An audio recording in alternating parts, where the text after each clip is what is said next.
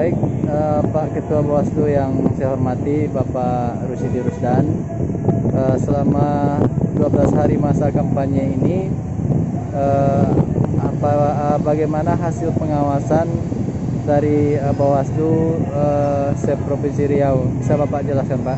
Ya, jadi setelah pelaksanaan kampanye sampai dengan hari ini, hari Rabu, tanggal 7 Oktober, ya, tanggal 7 Oktober tahun 2020, telah terlaksana 12 hari pelaksanaan kampanye di Pilkada tahun 2020 ini. Kita sudah menginput hasil pengawasan Bawaslu 9 kabupaten kota se-Provinsi Riau, dan namun hasil yang kita rilis hari ini, yang kita sampaikan kepada kawan-kawan dan kepada publik adalah dari tanggal 26 September sampai dengan tanggal 10. Artinya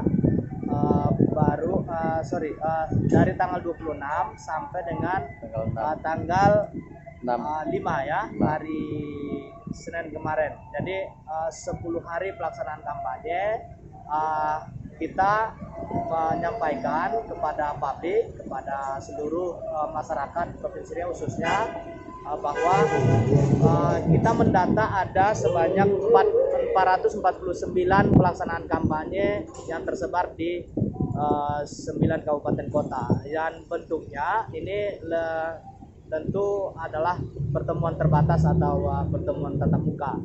Dan tentu yang menjadi objek pengawasan kita, di samping kepatuhan peserta dan tim kampanye kepada protokol COVID, diantaranya memakai masker, mencuci tangan dan menjaga jarak, maka juga terhadap pelanggaran lainnya. Dan kemudian bahan kampanye yang kita lihat, ya, kita catat, yang disebarkan oleh para tim kampanye dan tim sukses, diantaranya bentuknya adalah masker, jilbab, kemudian ada pakaian, kartu nama, kemudian juga stiker dan brosur. Nah, itu yang kita lihat. Kemudian dari hasil pengawasan kita,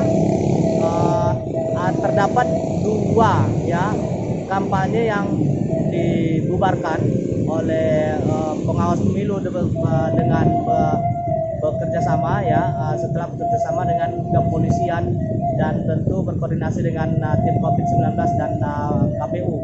Ada 2, ini terdapat di Dumai, dan kemudian juga terdapat kampanye dalam bentuk daring. Tercatat ada 2 kegiatan, namun ada kendala dalam pelaksanaan kampanye dalam bentuk daring ini. Nah, kemudian juga kita mencatat bahwa ternyata ini hasil dari catatan kita 9 hari atau 10 hari sebelum pelaksanaan kampanye dengan 10 hari di dalam pelaksanaan kampanye, perkembangan COVID ternyata ada penurunan, ya. Dari sebelumnya, dari 10 hari sebelumnya tercatat 628 kasus, dan pada 10 hari setelah pelaksanaan kampanye di Provinsi Riau itu menurun menjadi 564. Tentu ini kita belum tahu apakah ini ada hubungannya dengan pelaksanaan kampanye, atau memang menurun, ada penurunan terhadap penyebaran COVID di Provinsi Riau, gitu. Baik, terima kasih. Bagaimana Pak Ketua dengan pelanggaran-pelanggaran lainnya seperti money politik di masa kampanye atau konvoy dan arak-arakan dari calon di masa kampanye ini?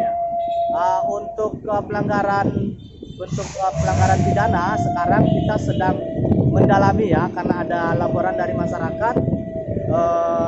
Pertama ada laporan money politik, sedang kita dalami sekarang. Kemudian ada juga pasal penghinaan. Nah, ini tentu terdapat dalam pasal tindak pidana pemilihan atau tindak pidana pilkada ya. Jadi ini hasilnya belum bisa kita rilis kepada publik.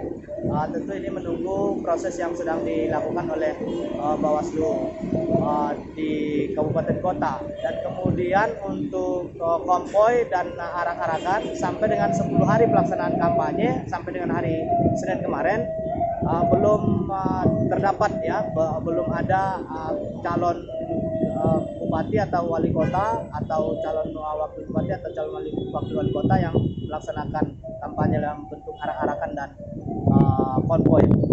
Terakhir mungkin Pak Ketua, ini di 9 kabupaten kota kan banyak PJS yang sekarang menjadi pejabat sementara bupati di 9 kabupaten kota.